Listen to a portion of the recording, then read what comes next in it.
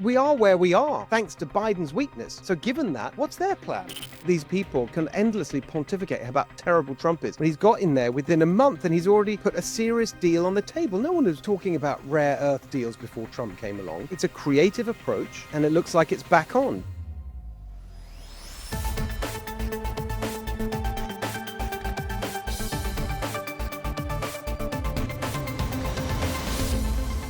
Hello, everyone. Welcome to the Steve Hilton Show. We've got a great conversation coming up with Jen Horn about some really amazing shenanigans perpetrated by the Democrats in California. Really unbelievable, even for them. Shameless, authoritarian behavior from the people who lecture us endlessly about our democracy.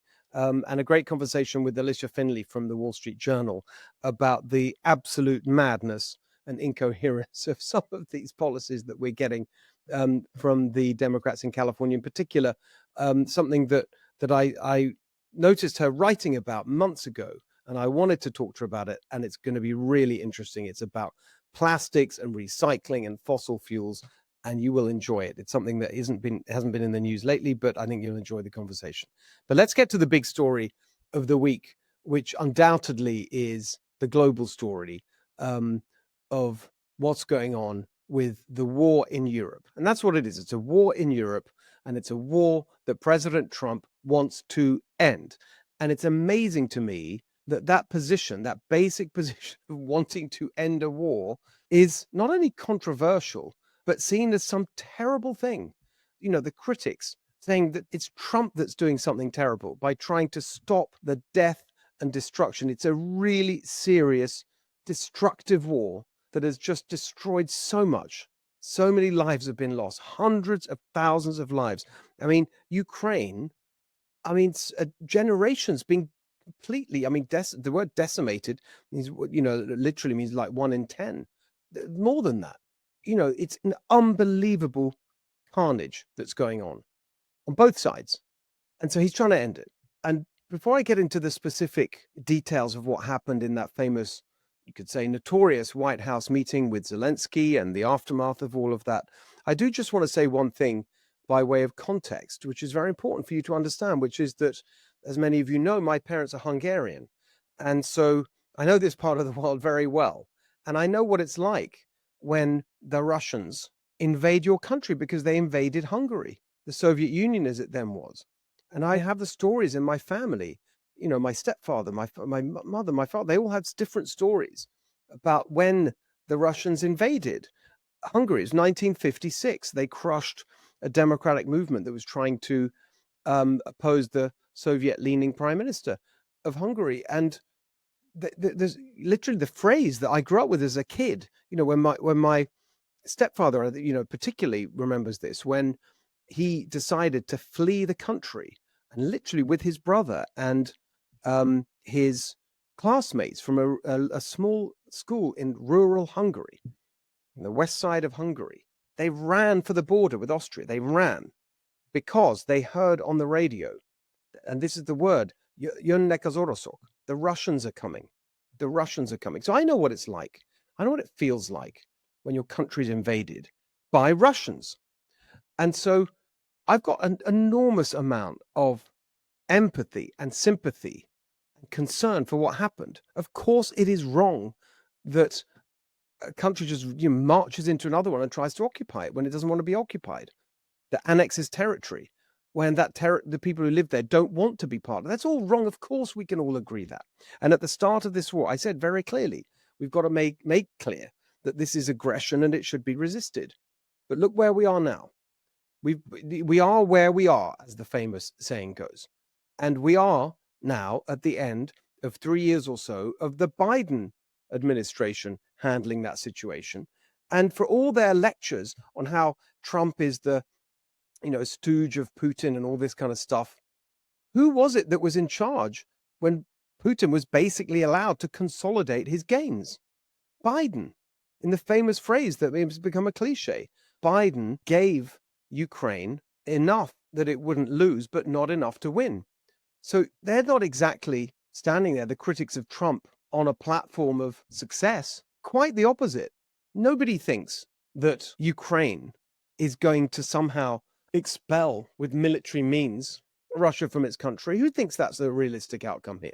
You see these people on television, the anti-Trump commentators and experts and strategic analysts and whatever. I saw one the other day. It was a highly revealing conversation where someone was making the point that, we just got to go for peace because we've got to stop the killing, go for peace, and have a negotiated settlement. And someone was one of the anti-Trump people saying, well, what's your end game? What's your end game? Well, there is an end game on the Trump side. It's peace. It's a negotiated peace.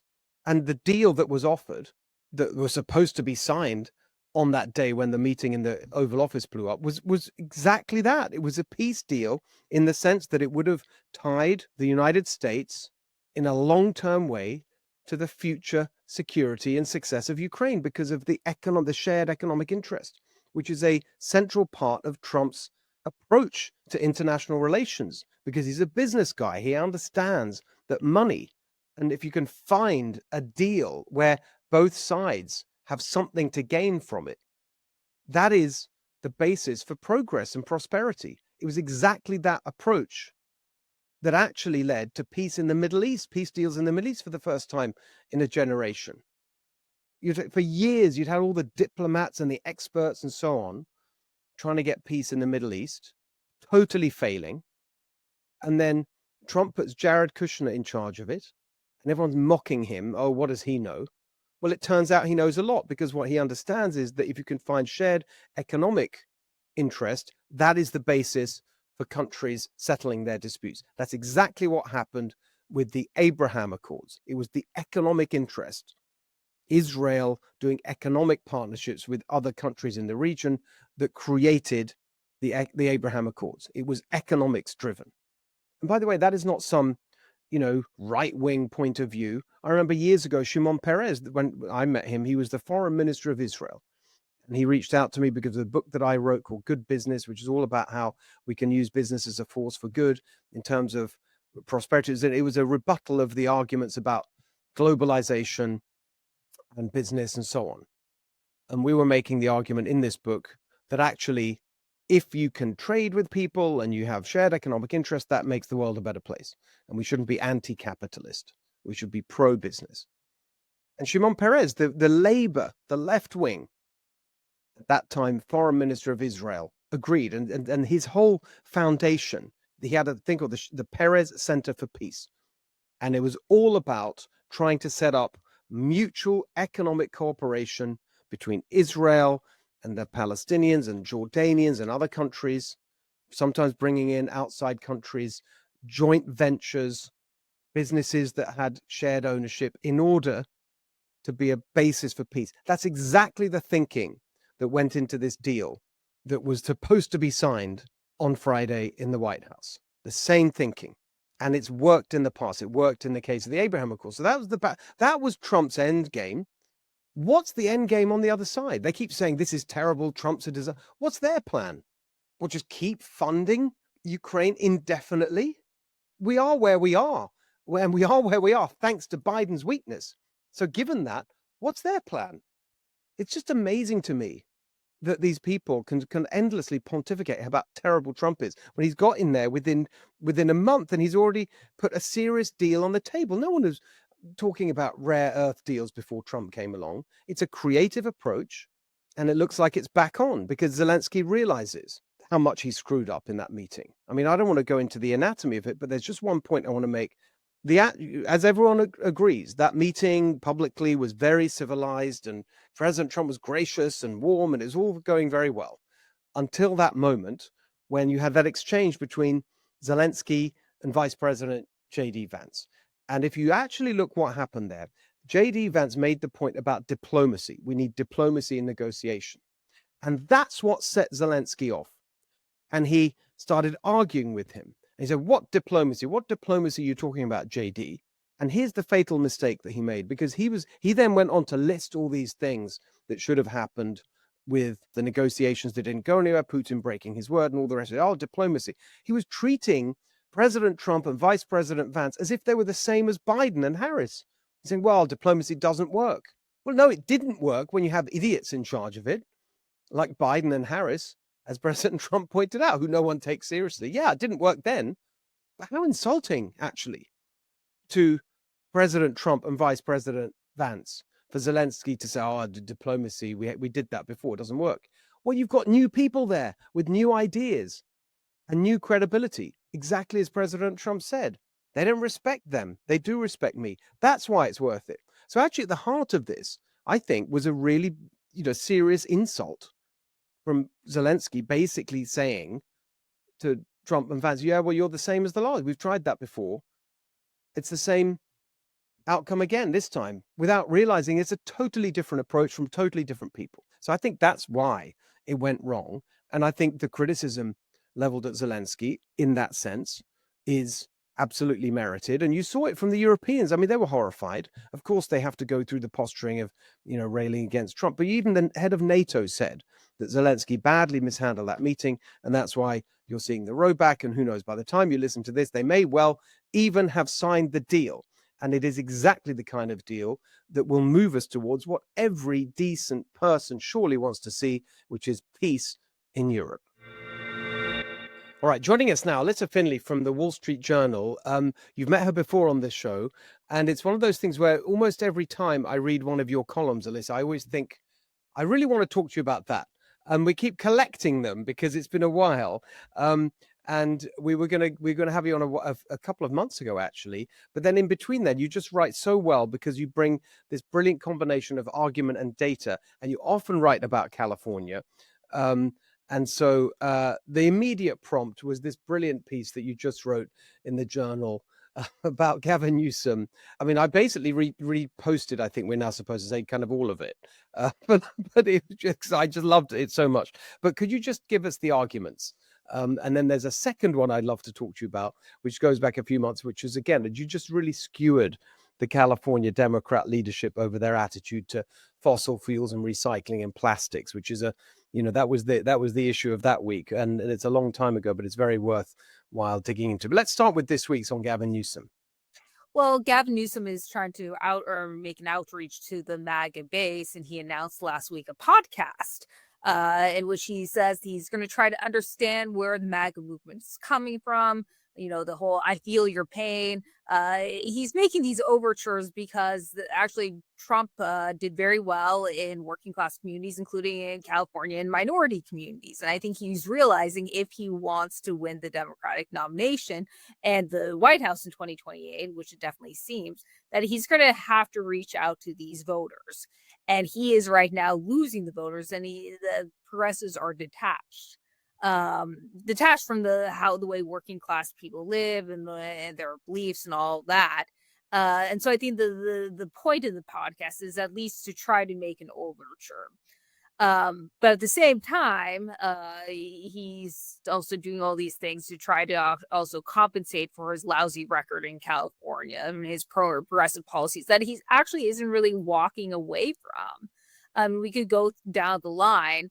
But he's waived these environmental quality or this California Environmental Quality Act and Coastal Commission Act to rebuild our homes that were damaged in the Pacific Palisades. But he won't actually eliminate any kind of regulatory impediments to rebuilding new homes in the rest of the state. So as a result, they continue to be unaffordable. He's also allowed students who are displaced by the fires to attend any kind of school outside of their district. Well, why not raising all these kind of barriers to allow all kids in the state to have this kind of school choice? And so you don't have low-income kids trapped in the inner city failing schools. About 28% of California fourth graders, or only 28% of California fourth graders, are even proficient in reading, which is really an indictment of the state's education. Yeah, exactly. There's this whole, keep going. I mean, it's a brilliant list. That's why it was such a great column, because it was just a devastating indictment overall. I mean, let's talk about the impact of their policies on working class jobs, for example. That was a big part of your argument. Right. They've mandated, and by the way, the state has basically created no jobs outside of healthcare, social assistance, and government in the last 2 years. And these are all jobs that depend on government spending.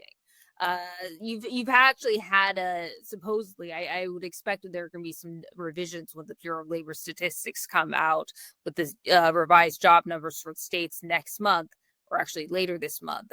You've had a little bit of an increase in leisure and hospitality jobs, but actually a decline in working hours. So that's probably tied to the increasing minimum wage in California. And there's a $20 specific sector specific wage for fast food, but there's also, I believe it's a 16.50 minimum wage, or maybe it's even higher now in California across the board, which is one of the highest in the country. And so what's happened is a lot of employers have just reduced the hours, and as a result, working people are worse off.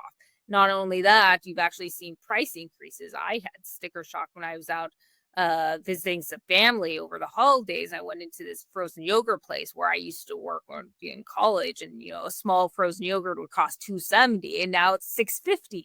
Right. I mean, sure, there's been inflation, but it's been worse in California because they've driven up the labor costs, and which is in part made it really hard for working class people to afford anything. When now fast food is essentially a luxury item. It's amazing, isn't it? But that's the important point, is what you started off with, which is they're not moving away from these policies at all, the foundational policies. So it's interesting because every now and again, yeah, and I follow this very closely, and then he'll pop up, and it's been happening more and more as his focus moves towards the national scene and trying to be more palatable to a national audience. Every now and again, he'll veto something on trans rights, for example, that happened, or he just issued an executive order on forest management, years late. He's been there nearly 7 years. Like, why didn't you do this before? Following on the footsteps of President Trump's executive order, by the way. So again, not leading at all. Same on yesterday, issuing an instruction that state workers now have to get back to the office, 5 years after the pandemic. And then when you look at the fine print, it's not till July the 1st anyway. So they've got still more months, In other words, there are these signals of, you could say, attempted moderation, but they're all pretty superficial, generally speaking, compared to the fundamentals of Democrat misrule. The economic extremism, especially the climate extremism, that are just making it impossible to run a business or to afford to live here in the way that you would want people to have those opportunities. And so they're not changing that at all. Right. And then I think the fundamental problem is he doesn't want to take on the Democratic interest groups. And that's the climate lobby, these environmental groups, the unions, teachers' unions especially, but all other kinds of government unions, and this SEIU, which was the big proponent of the $20 hour minimum wage. And by the way, also we can include in that, the AB5 law, which was back, the AB5 law, meaning the law that basically outlawed a lot of gig work. And that was backed by the Teamsters, but he also doesn't want to take on the plaintiff attorneys. I got a note from a small business owner in California saying that they were forced to close because of this private attorney general act that allows, right, and Newsom they tweaked they did some very minor reforms, and this allows basically workers to file lawsuits for supposed wage theft. So if you and by say supposed, it means that if a business didn't allow a worker a 15-minute break when they were supposedly required to, then they can get sued. Anyways, but this has become a cottage industry for plaintiff attorneys to go around and suing small business. And this business owner said that they were forced to close because of it, and they no doubt believe that others may be too. So the fundamental problem is Gavin Newsom isn't willing to take on the Democratic interest groups, and many of whom are his donors. Exactly. And that's the power in the Democratic Party. That's what I've always said about him. I do know him a little bit. We have mutual friends. When we first moved here, we got to know him a little bit. I actually don't think he personally is a far left ideologue, but it's just weakness and pandering. He just won't stand up to them. And none of them will. It's amazing. They just go along with it. I mean, it was an amazing story when I was working on housing policy, and we were trying to get a ballot initiative off the ground to end the private right of action under CEQA, the California Environmental Quality Act, to stop all the lawsuits that stop building, and also to cap impact fees, which is basically totally exploded. It's like a tax on housing, basically. And the typical, when you add them all up for a unit of housing in California, $150,000, $200,000 just in taxes, which the developer pays, which of course goes on into the purchase price. So we were trying to deal with all of that, and I had a meeting with.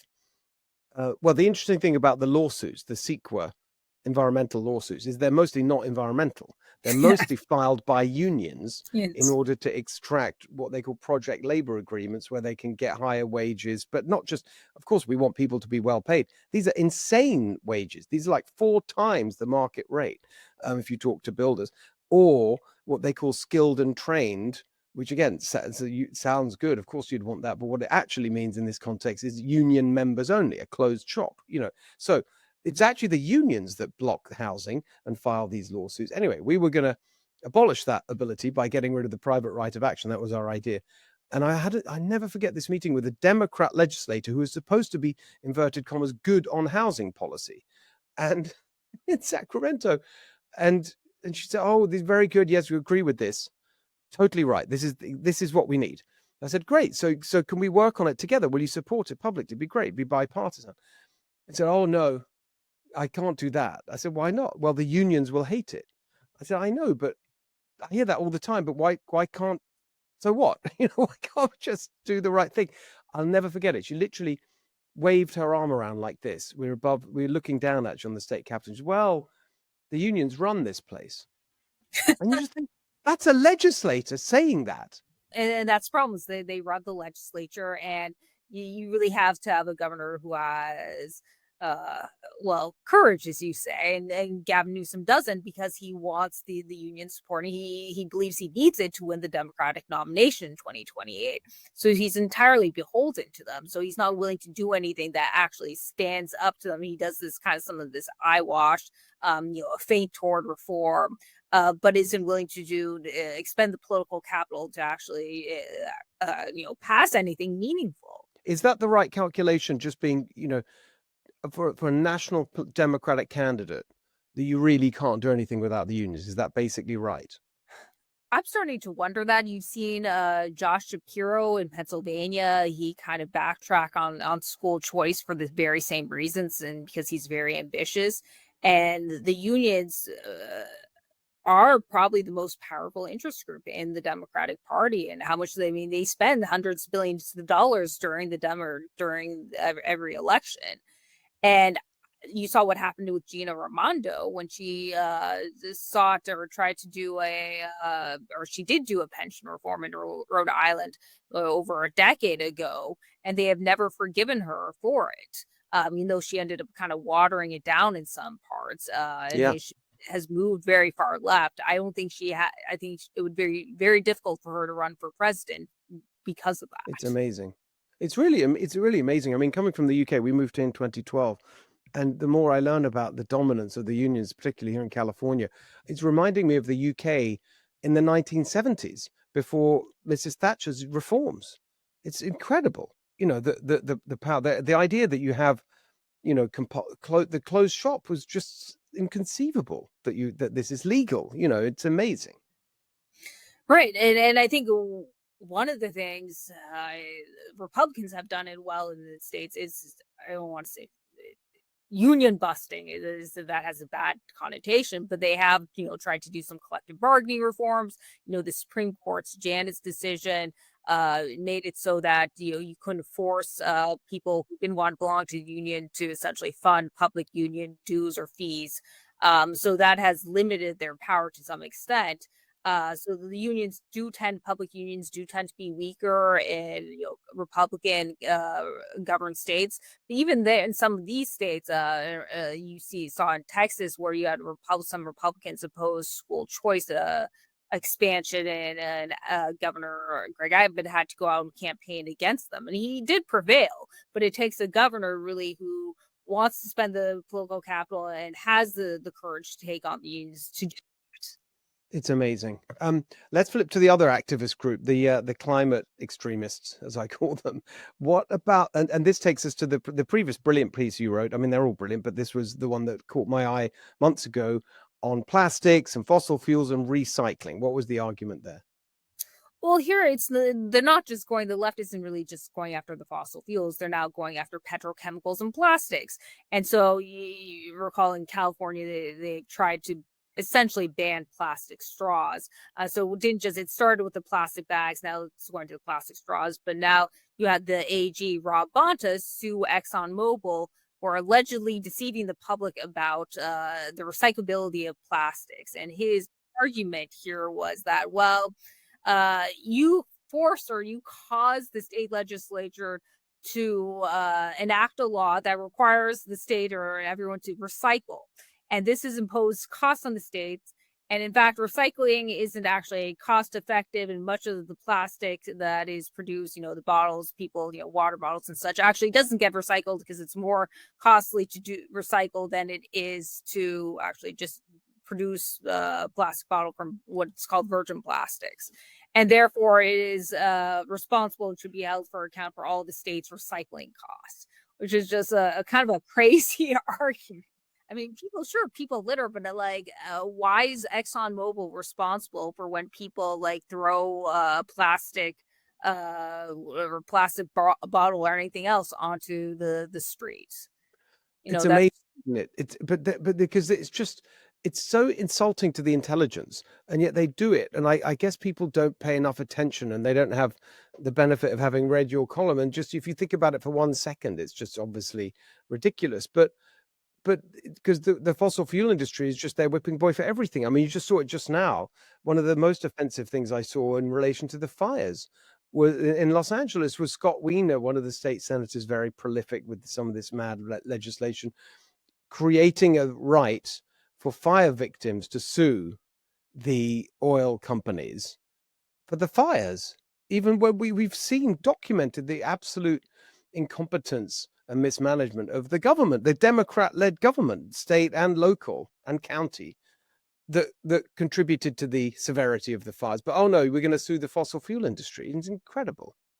Yeah, and some of it is just a money grab, and they're doing actually the same thing in New York State. Is they passed a law that would hold the fossil fuel companies responsible. I think it's like a $3 billion a year tax to compensate for the supposed effects of climate change. And when I say supposed effects, they include the cost to public health that falls on the Medicaid program. So just money grab to backfill the budget, and that's essentially what California is trying to do. They realize the insurance costs and insurance premiums are going to go up a lot because of the fires, and partly because they suppressed the premium for so long. They're now trying to get someone else to pay for it to compensate for their own mismanagement. And that's always the case in California. It's always trying to make someone else pay for the government's mismanagement. It's a great summary. And again, but it's the same point as the in relation to the recycling, which is in the end, okay, fine. Even if you give them everything that they're arguing in relation to carbon emissions, climate change, and so on, it's people using these products. It's consumers. It's us. It's like we're the one. If you want to blame anyone, it's just ridiculous and even with all the effort that they do. This was the most amazing fact that I dug out when we just produced at my policy organization a new paper called Energy Abundance, and with all the unbelievable micromanagement and regulation and legislation and banning this and gas stoves and leaf blow, on and on, the kind of climate stuff ever since, what was it, the 2006 Global Warming Solutions Act in California, just endless barrage of anti-fossil fuel action by the government, raising the price of everything and the cost. We have the highest cost for electricity and gas and everything in the whole country. And yet, despite all of that, if you look at the proportion of our total energy use in California that comes from fossil fuels, after all of that, it's 80%. And if you look at the US, it's 81%. So what's it all been for? It's just it raises everyone's costs. Right, the other thing is the emissions really haven't declined, and that's partly because of the wildfires. The wildfires in the last 2 years, and there was some there. I think there's a study by the UC system that found the wildfires in 2020 offset all of the emissions reductions since 2010. And so, if you don't manage your forests or the brush, you're just actually contributing to the problem that you're supposedly trying to solve. I mean, it's an insanity. I know it is total insanity. I often say that when the of all the kind of madness that we suffer under in California, the energy policy and associated policies like the wildfires, the forest management is the most incoherent and insane of all of them, because it doesn't even make sense on its own terms. As I say, even if you give them everything they're saying on climate, carbon, everything, it doesn't make sense. I mean, the case in point, the importing of oil from halfway around the world when we could be producing it here. Right, and partly this is just religion for them, and then you can't convince them out. Convince them out. I mean, electric vehicles really don't reduce emissions because so many of the minerals that go into them are mined in places like Democratic Republic of Congo and then refined in China with coal power. So at the end of the day, they don't reduce carbon emissions, and there's actually been some studies that found that actually increase particulate matter, and that's actually the pollution that can cause asthma and actually does do harm to human health.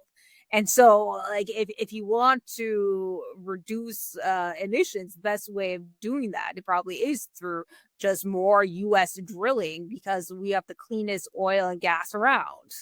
Exactly. All right. Well, look, we've solved all the problems, but I just wanted to wrap it up. One last question for you, and just for people maybe watching and listening to this at different times. We're taping this just before President Trump's first. It's not the State of the Union because it's the first one after the election. It's the joint address to joint session of Congress.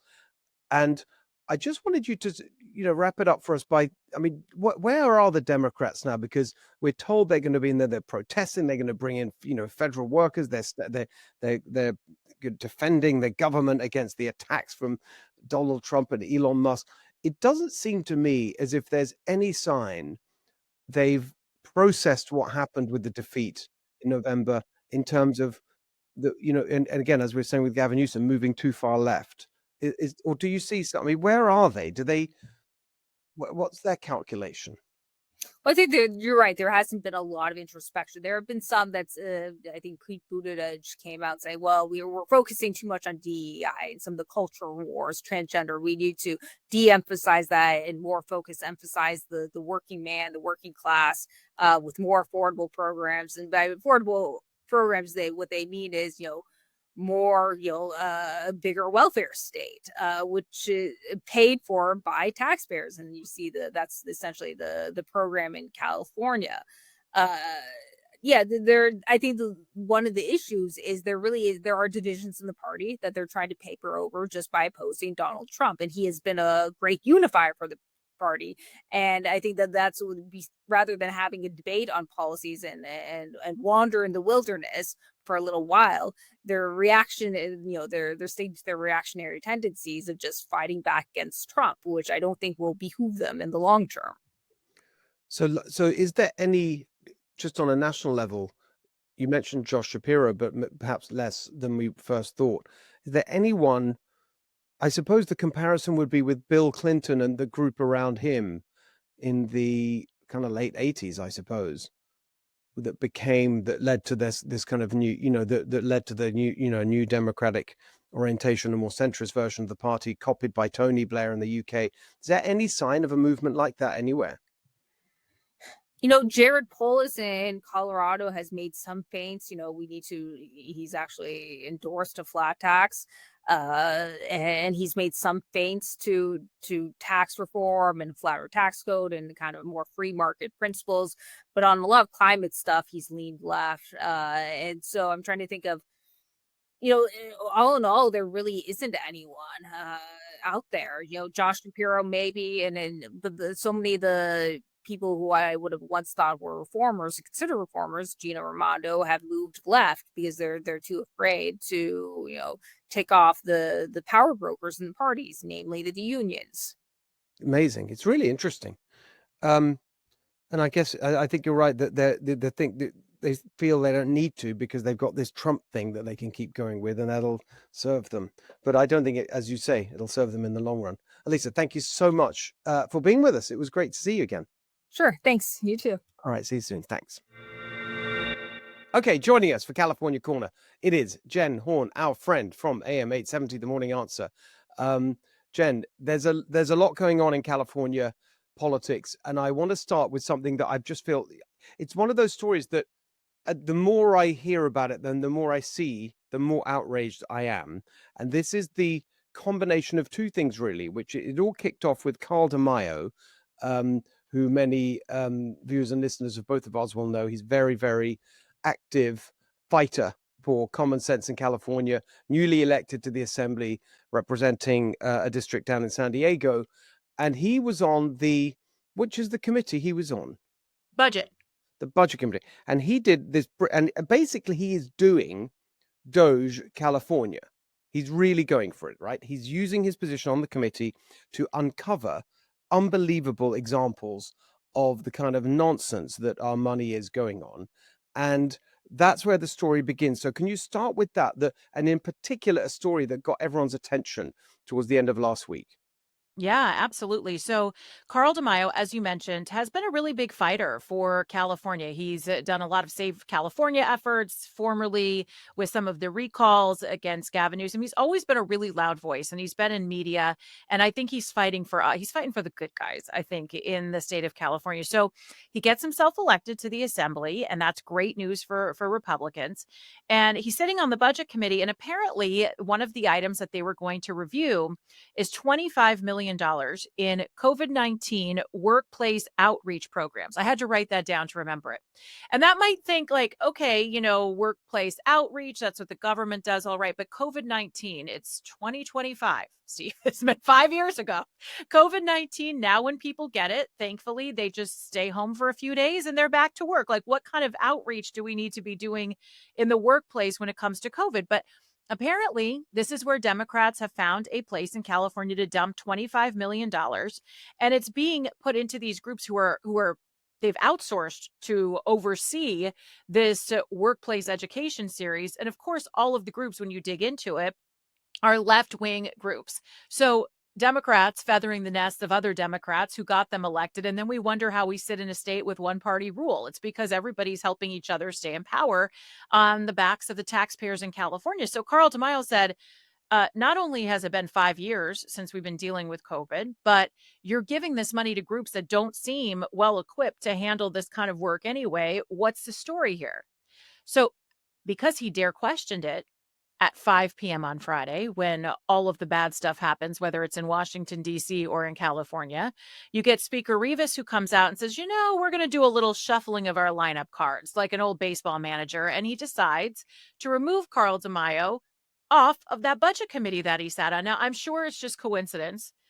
Or maybe not, because then you look down his press release and you see he also took off our friend Bill Asaley from the elections committee. And for those people in the know, Bill Asaley has been talking a lot about fairness of elections and the process in our state of California. And he's been working on some projects to help secure our elections. And so I don't think this is by mistake or surprise that Rivas decided at 5 p.m. on Friday to remove these Republicans as punishments because they got a little too mouthy and they started questioning and shaking things up a little too much in Sacramento. It is absolutely outrageous, and we can add to it because it's not just those two. So you've got that's right. So, and actually, I want to set it up this way. So Carl DeMaio, I've gotten to know over the years, and Bill Asaley, and in fact, I remember talking to Bill just before when I was going around in the run up to the November elections last year, and I was supporting candidates across the state and trying to help them raise money and all this kind of stuff. And I remember talking to Bill and saying, you're pretty much the only one there up in Sacramento that really fights, that really kind of takes the fight to the Democrats. And he said, it's going to change because coming up in this election, if all goes well, we're going to have a whole team of us that are going to be fighters. And guess what? And here's the names he listed. Carl DeMaio, who I know and have been working with and helping. David Tungipa, who's on the board of my policy organization, Golden Together, good friend who I've known for years now. Ali Macedo in the Central Valley, right next door to David Tongue Park. And Bill said, these are all going to be the fight. They're going to be a sort of fighting caucus now. It's not just going to be me. All of these were the ones that Rivas kicked off. It was David Tonguepar as well. It was Bill Asaley. It was Carl DeMaio. It was David Tonguepar, Ali Macedo, on and on. And you just think, this is totally outrageous. Totally outrageous. These are the people that lecture us about our democracy, protecting our democracy. This is what's supposed to happen. This is accountability. This is scrutiny. This is transparency. This is what is supposed to happen in our legislature. And the Democrats are so intoxicated with power. This is the arrogance and the authoritarianism of one-party rule that they cannot stand any kind of challenge to their power. It is completely outrageous. I think it's a massive story. We've got to fight back hard against it. And I want to just go back to where it started, because the story that you kicked us off with, which was the uncovering by Carl DeMaio of the $25 million. I mean, if you look at the organizations that it went to, you mentioned that it went to these different organizations. They're all basically left-wing political organizations. That's it. It's unions, it's activist groups. Carl was reading out the names. You can watch the clip. I posted it on X, as did Carl DeMaio. You can see it. He's reading out the names of these organizations, one after another, left-wing groups. Basically, what they were doing was taking our money, our taxpayer money, and shoveling it into a slush fund for left-wing political groups. I mean, that's totally corrupt. It's exactly what's happening on the larger level with USAID and all of the stuff that Elon Musk is uncovering in Washington, D.C. And here's why the Speaker Rivas, I think, is scared of these four individuals that you just named, because they're actually speaking. Because when you turn the lights on, that's when the cockroaches scatter, right? The cockroaches are the people who are running in Sacramento and who are running our state literally into the ground. We have a budget deficit, but yet we can afford slush funds for whatever pet projects these Democrats and their supporters want to put this money into. But what Bill Asaley has found, and what he's quickly shown all of these other individuals in the assembly, is the one thing that will kill a bill is public pressure. It's the one thing that scares Gavin Newsom. It's the one thing that puts pressure on all of these Democrats, mostly unknown, in the state assembly and in the state Senate. So what Bill Asaley is very good at is holding press conferences, getting information to people like you, Steve, to me on my radio show, to local law enforcement, to whomever, so that you start having people come out and raise awareness on subjects that most Californians would probably either ignore, because even our local mainstream media won't carry some of these stories. So you bring some awareness to it, and then all of a sudden these programs get shut down. So what, of course, is Rivas going to do? He's going to cut the legs off of these people who are using their positions to learn about things and bring it to the public's attention. That's what he thinks he's going to try to do. But I know, seeing Bill Asaley's response, seeing Carl DeMaio's response, that all he's done is infuriate these individuals. And I think they're going to fight even harder to keep people informed on what's really happening behind the scenes using our money. They keep telling us they don't have any money. Exactly. They keep saying we got money. And basically, I mean, this is another sort of theme I've just noticed. You turn, I mean, as I often say, I listen to NPR. So you don't have to.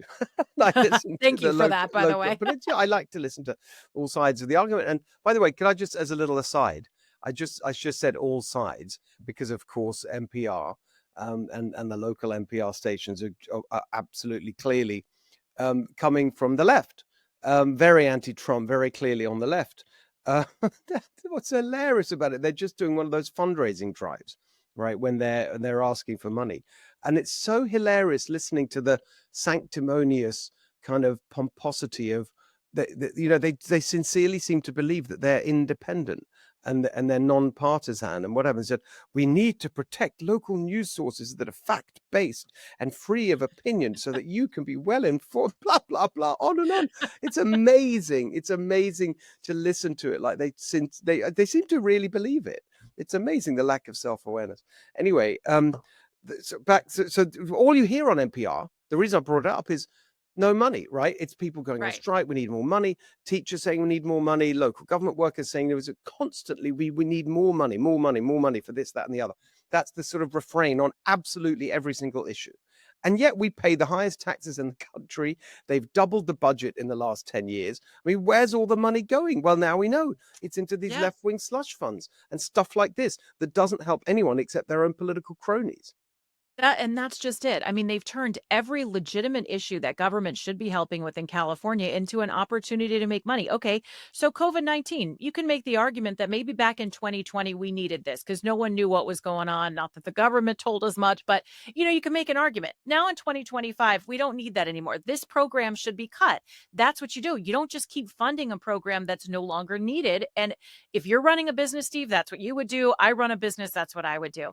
The other piece of this is that you've got a lot of projects that just create industrial complexes essentially for people to make money from. The homeless problem, that is something that needs money and funding, of course, but how they choose to spend it is by creating programs, creating infrastructure, creating all this, and they're not helping anybody. I'm telling you, I think one person with a team of maybe 10 could go into California and look at this budget and just be like, cut, cut, cut. We Of need the course, Elon Musk treatment, and we'd be back 100%. and balanced quicker than ever. It is not a money or an income problem in California. It's a spending problem and bad leadership and representation. And I got to say corruption. I mean, it is Yes, absolute of corruption, course. and all of it comes from the fact, and going back to the these stories together, just the slush funds using taxpayer money outrageously for Yeah. their own political purposes, and then kicking off the Republicans are actually fighting back and exposing it, just removing them from their committee assignments. By the way, why does the Democrat leader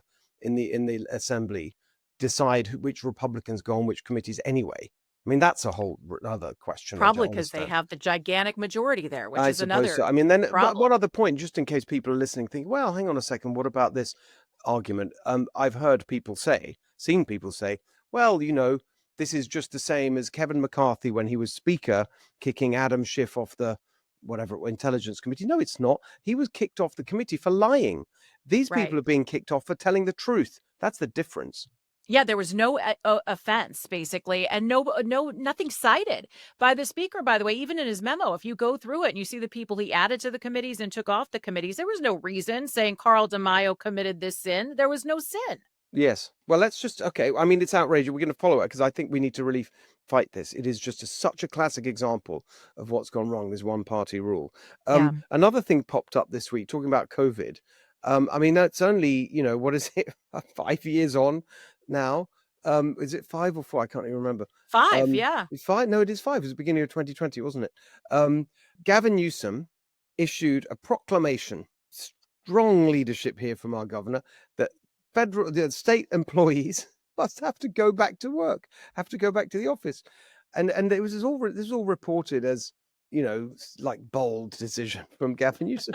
Then I thought, okay, fine, he's done it, making them go back to work. I guess following like with Trump, he's like Trump's done it, he'd better do it. Doesn't want to leave himself exposed. But then you look at it, they put a date on it. Guess what the date is that they have to go back to the office? July the 1st. Yeah. Thank I mean, goodness we make speedy decisions. I mean, you still have a amazing. lot of months to wear those slippers. And not only that, the other thing that made me laugh is not only that it doesn't go into effect until July 1st, but did you see it's only for 4 days a week? And do these government workers know what it's like to hold a real job where you have to actually go into an office 5 days a week?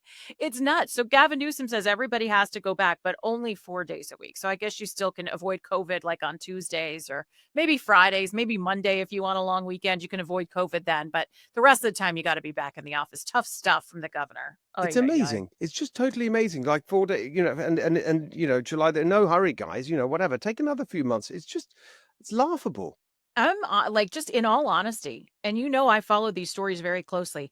I had no idea that government workers were still supposed to be out of work. I mean, I just assumed that like back in 2022 they would have gone back to work. I didn't know that this was still happening, but apparently that's it. And I don't know if you saw this, but San Francisco just required that their people go back to work because that's part of the reason that San Francisco has been so depressed, because all the government workers have been at home. So all the businesses that would feed them or provide entertainment or whatever, those have all gone out because all the government workers have been home.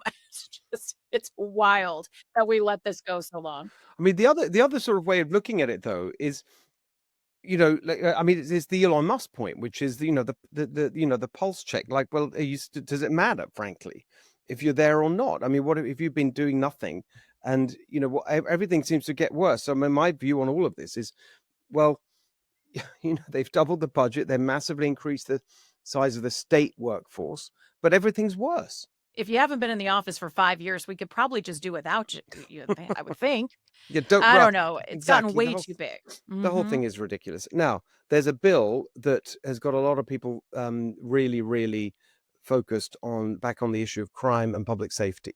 What's this one? This one is called Assembly Bill 1333, and I swear it should be called Assembly Bill 666. This is an evil bill, and I think it was put together literally for all the wrong reasons and just out of stupidity. So, just for context, I'm not sure if you heard. I think it was Monday that the story came out, so it probably happened over the weekend. But there is a podcaster in Los Angeles who does podcasts about LA issues. I hadn't heard of him before, but he went public with the story that his house was broken into, and he came home from his son's little league game about 9 o'clock, found that his sliding door was smashed, and somebody had come in and taken stuff from his home. He calls 911. He was put on hold for over an hour before, I think 58 minutes in total, before he was even connected with somebody. Now, it turns out the 911 operators have come out and defended themselves, saying, well, we did an initial answer. We found out there was no immediate threat. So we put him through to a non emergency line, which is why it took so long. But he didn't know that. He thought he was still waiting on hold with 911 for 58 minutes. I had a similar experience when I called 911 for someone on my property. They didn't come for 3 hours. They actually never came, and they called me back and asked me if I still needed assistance. You could have been dead laying on the floor by that time. So with these slow response times, and this is for a variety of reasons, you would think we'd want to empower people to be able to protect themselves in especially these big cities like Los Angeles. But this Assemblyman Zabur, who I think is from Long Beach, introduced AB 1333, which essentially takes away your right to defend yourself. If you are attacked, this bill explicitly says that you have to try to retreat before you can use any type of defense to protect yourself, whether that's a firearm or if you have a knife or if you use your fists, you have to try to retreat no matter what the situation. Now, look, the first time you take a self-defense class, that is what they tell you, to try to get away and to try to get yourself and your family safe. But sometimes you can't turn and run and turn your back on someone who's going to hurt you. You have to stay and fight using whatever you have around you. So that's item number one. It says you have to show and prove that you tried to run away before defending yourself. It also says that if you kill someone in self-defense, that you can't overkill them. So they're What? going to make the argument that if you shoot somebody and you shoot someone 5 times, that you could have like overkilled them, like only one shot or 2 shots might do. So it'll take away your ability to even defend if you do have to deploy a firearm in order to defend yourself. And it also goes after good Samaritans. It goes after people who get involved in situations to try to protect their neighbors. Now, what we learned from this guy Zabur is that this bill was written, probably, I would imagine, if we did a little research, by an anti-gun group. And it was given to him and sold as a bill of goods, basically saying Kyle Rittenhouse, from how many years ago, not even in our state of California, who was involved in a totally different incident during the Black Lives Matter stuff. It references Kyle Rittenhouse and says, we don't want people in California to be able to do that. We don't want vigilantes, essentially. That's their word, not mine. We don't want that vigilante justice. And so they create this bill. But when you go in depth, you realize that it takes away your right to protect yourself and use force if you are in a bad situation. And it's not even clear if police officers would fall under this, if law enforcement would fall under this category, or if they would be given special protection defending themselves. It is a terrible bill.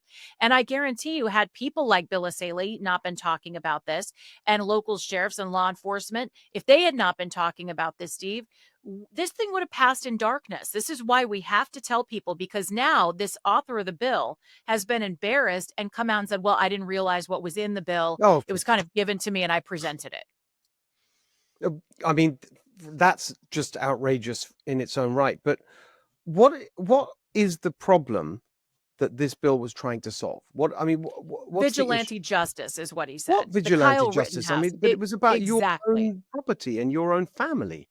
Well, and I would also say, if you had, so like Daniel Penny, if you're out on a subway, if you're walking the streets and you get attacked, you can't defend yourself. You have to just try to run away or stand there and take it. Or maybe your neighbor, this is another way that someone won't jump in and try to help you. If you're a woman or a child, you're not going to encourage people to help others. You're going to say, no, I'm not going to do that. I don't want to get in trouble myself.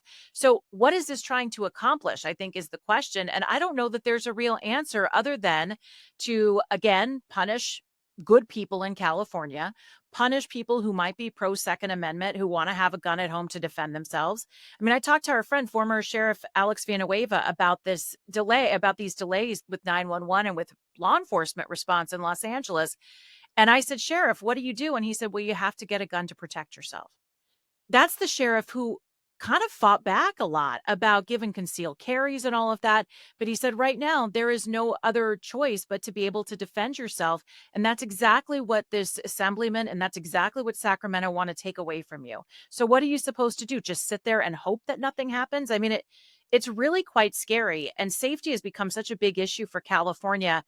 This assemblyman, I think, found himself in a lot of trouble because I think no matter what, Republican, Democrat, people go, wait a second, if I'm attacked, and unfortunately that's more of a reality than it's ever been in California, I'm going to fight back. Yeah. But again, it's just whose side are they on? I mean, Right. it's just And so it's not revealing. ours. They're Hmm. not sitting there trying to cook up bills that are going to protect us. This is about protecting the criminals. It really is. It literally is. It's amazing, their priorities. It's just it's very, very weird that they don't see, especially after, they just lost a national election, did very poorly in many ways, including here in California on many measures. And there's a general consensus is that they went too far left. I don't seem to have learned anything from that, and there's just more and more left-wing nonsense. And Prop 36 was a huge victory for California, for our entire state. And it told the people that are in charge that we want to put more emphasis on getting the bad guys and protecting the good guys. So this bill is so short-sighted in lieu of that. I mean, the wake of that, just months after Prop 36 passes, this is not what California wants. Also, by the way, just that process aspect of it, that he just doesn't even know what's in the bill, and someone handed to. I mean, what is going on in our Yeah. legislature? This is the other outrage. I mean, going back to where we started, which is it's so broken. Sacramento is just a complete broken, corrupt mess. I mean, another story I saw at the end of last week was that they've, but both in the Rivas, who's kicking the Republicans off the committees, who's the Speaker of the Assembly, and I can't remember the guy who's the head of the Senate. Both McGuire, I think, Mike McGuire, both of them have put limits on the number of bills that legislators can introduce. And I thought, well, that's great, because we've always complained about all this endless spewing out of bills and Hundreds of legislation, bills. right? Hmm. Okay, guess what the limit is? 35 each. So guess what the Oh, total wow. is that they can put out? 2,800. They've already done Whew. 2,300 this year. Like we are already the most over legislated, over regulated, over litigated, overtaxed state in the country, and they're just churning up thousands of bills, and that's with the limit. It's because I think it's almost in some ways like the Trump strategy. Like Trump came out on day one with so much that it like disarmed the left and they couldn't fight back. I really believe that that's actually a Democrat strategy that he's using against them, because what they do in California is the same thing. Overwhelm people. There's no way that a normal person is going to keep up with 2,500 bills. We're lucky to hear about these bad ones so that we can fight back and call the governor and call our assembly people. Exactly the point, and that's why we've got to do something about this. I mean, it's just completely ridiculous. But to do that, we have to beat them in elections, and that's another Yep. story. All right, Jen, thank you so much. Great to see you today. Great to see you too, Steve.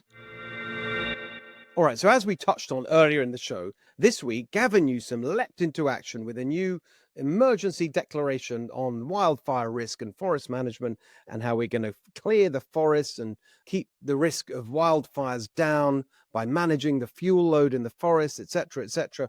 Remind you of anything? Yeah, reminds you of what President Trump was saying the first time around he was president, when he came to visit California after the devastating wildfires that destroyed the town of Paradise. And he made exactly these points, and he was mocked mercilessly by all the Democrats, all the media. Ha ha, what does he know? He's talking about forest management. He doesn't know. It's all climate change, nothing to do with forest management. Well, here we are, nearly 10 years later, and Gavin Newsom's basically saying the same thing.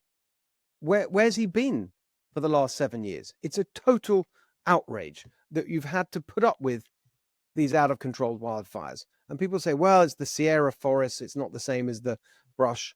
in the chaparral of Los Angeles. We've covered this before on previous shows. It's the same principle. It's managing the fuel load, the vegetation, whether that is brush and chaparral on the coastal hills or it is thick forest in the Sierras, in the Sierra Nevada mountain range. So it's the same point. And it was a point that Gavin Newsom mocked and laughed at and dismissed, along with all the Democrats and all the media. And now he's doing an executive order and an emergency declaration to do all that. And there's a second irony here, if that's the word. This came the same weekend as President Trump published an executive order on forest management, but much more serious because he combined it with the truth that actually this is not only a great way of keeping wildfire risk down if you manage the forests, stop them from being overgrown, put in fuel breaks. The other thing you can do if you do that is revive our timber industry, which is the topic of the very first paper that we published at my policy organization, Golden Together. It was called Modern Forest Management, about how you can manage wildfire risk, reduce carbon emissions from wildfires, and revive our timber industry. Instead of importing timber from neighboring states or Canada or wherever, trucking it in, spewing out carbon emissions, you actually get it from our own forests, use it for our own construction purposes, brings down the cost of construction. It is a perfect win-win-win all around. That's what President Trump's order does. It combines forest management with reviving the timber industry, again, because he's a business guy and he understands that if there are economic incentives, then that means that something is likely to go better. So yet again, we have, what's that phrase, Gavin Newsom a day late and $1 short. It is just laughable. And then he's bragging about how he's doing this. And as with so much else, it could and should have been done years ago. All right, so it's not long to go now. My book, California, Reversing the Ruin of America's Worst Run State. If you think you know about everything that's gone wrong in California and why, think again. This book has got amazing details in it. I promise you, you will love it. I spent a lot of time on it. I'm very proud of it. I want you to read it. And part 2 of the book is called Califuture. It's a plan for how we turn things around. I think it's a great book.